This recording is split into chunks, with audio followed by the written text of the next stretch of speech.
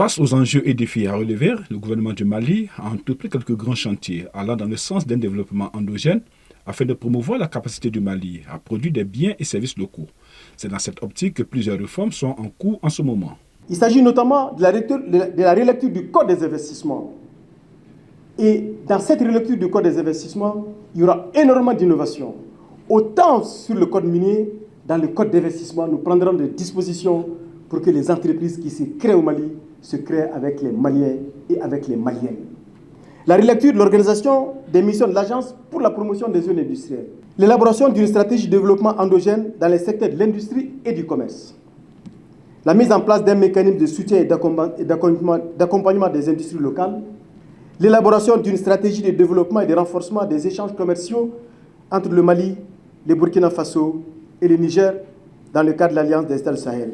Ces réformes, selon le ministre de l'Industrie et du Commerce, permettra la protection des unités industrielles qui est primordiale pour soutenir la production et les investissements dans les unités de production existantes.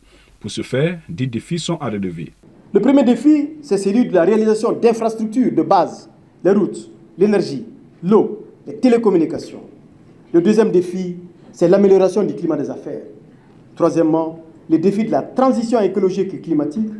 Quatrièmement, le défi de la compétitivité dans un environnement toujours concurrentiel. Cinquièmement, le défi de la résilience dans un monde en crise géopolitique et géostratégique. Sixièmement, le défi des ressources humaines et celui des compétences.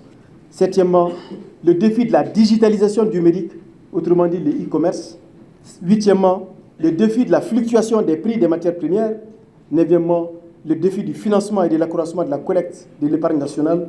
Et enfin, dixièmement, le défi des synergies à réaliser entre le secteur de l'industrie et du commerce.